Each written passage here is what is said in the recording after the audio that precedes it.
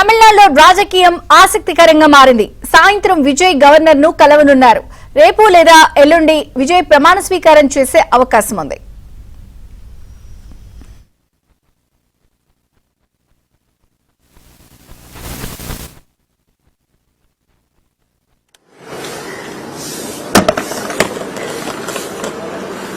தெரியாதுடா தெரியாதுடா அண்ணா நீ நான் முன்னால போயிடறேண்ணா.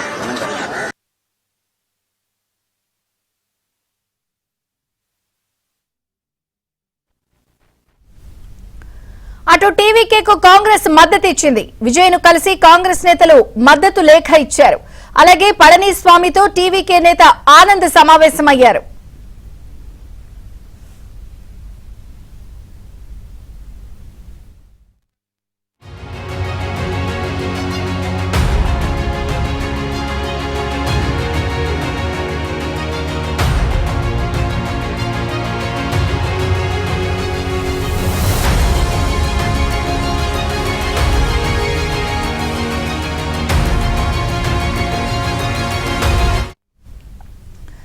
ఇక అటు మాజీ సీఎం స్టాలిన్ ను సూపర్ స్టార్ రజనీకాంత్ కలిశారు.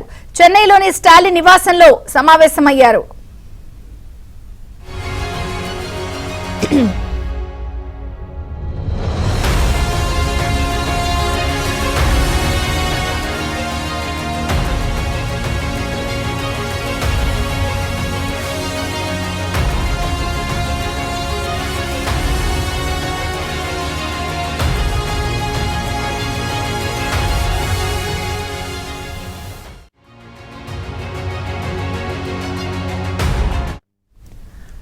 తమిళనాడులో రాజకీయం ఆసక్తికరంగా మారింది. సాయంత్రం విజయ్ గవర్నర్ ను కలవనున్నారు. రేపు లేదా ఎల్లుండి విజయ్ ప్రమాణ స్వీకారం చేసే అవకాశం ఉంది.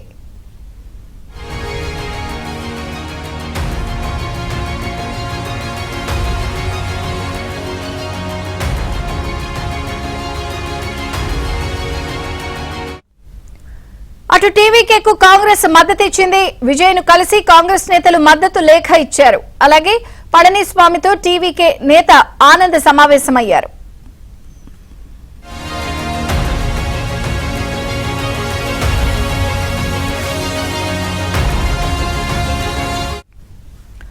మాజీ సీఎం స్టాలిన్ ను కూడా సూపర్ స్టార్ రజనీకాంత్ కలిశారు. చెన్నైలోని స్టాలిన్ నివాసంలో సమావేశమయ్యారు. మొత్తానికి తమిళనాడులో రాజకీయం ఆసక్తికరంగా మారింది. ఈరోజు సాయంత్రం విజయ్ గవర్నర్ ని కలవబోతున్నారు. అటు స్టాలిన్ తో రజనీకాంత్ భేటీ అయ్యారు. కాంగ్రెస్ ఏమో టీవీకేకి మద్దతు తెలుపుతూ లేఖిచ్చింది. మొత్తంగా పరిణామాలన్నిటిపై పూర్తి అప్డేట్స్ చెన్నై నుంచి సిరి అందిస్తారు. సిరి,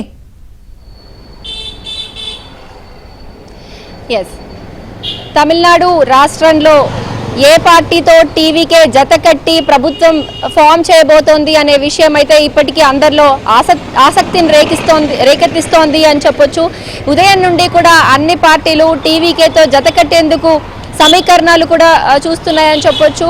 ఇక ఇదే విషయంపై అయితే అందరిలో చర్చ మొదలైందని చెప్పొచ్చు. ఈరోజు ఉదయం నుండి కూడా అన్ని పార్టీలు తమ తమ నేతలతో మాట్లాడుతూ టీవీకేకి మద్దతు ప్రకటించే విషయంపై కూడా వారు ఒక డిసిషన్కి వచ్చేటువంటి సంఘటనలు చోటు చేసుకుంటున్నాయి. ఈరోజు ఉదయం కాంగ్రెస్ టీవీకేకి తమ మద్దతు ప్రకటిస్తూ కూడా ఒక లేఖ అయితే పంపించారు.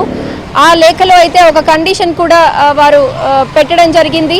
టీవీకే పార్టీ కమ్యూనల్ పార్టీలతో కలిస్తే తమ మద్దతు టీవీకేకి ఉండదంటూ కూడా కాంగ్రెస్ వ్యాఖ్యలు చేసింది. స్టేట్మెంట్ కూడా జారీ చేసింది.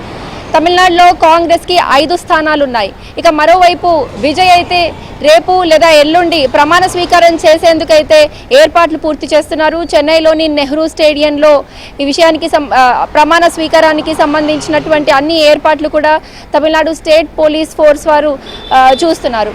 అలాగే ఈరోజు సాయంత్రం గవర్నర్ని కలవనున్నారు టీవీకే అధినేత విజయ్. తమిళనాడు ఇన్ఛార్జ్ గవర్నర్ రాజేంద్రన్ని కలిసి తమ మద్దతుదారుల వివరాలను కూడా ఆయనకి సమర్పించనున్నారు.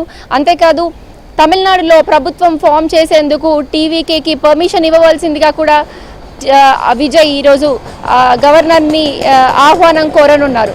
అంతేకాదు మరోవైపు కనుక చూసుకున్నట్టయితే 60 సంవత్సరాల తమిళనాడు చరిత్రలో అన్నా డిఎంకే లేదా డిఎంకే కాకుండా ఇతర పార్టీ అంటే టీవీకే 2 సంవత్సరాల క్రితం ప్రారంభించినటువంటి పార్టీ అధికారంలోకి వచ్చింది. ఒక సింగిల్ లార్జెస్ట్ పార్టీగా సీట్స్ అయితే సంపాదించింది. అంతేకాదు ఇక్కడ ఇంకొక మరో ఇంట్రెస్టింగ్ విషయం కూడా మనం చూడొచ్చు.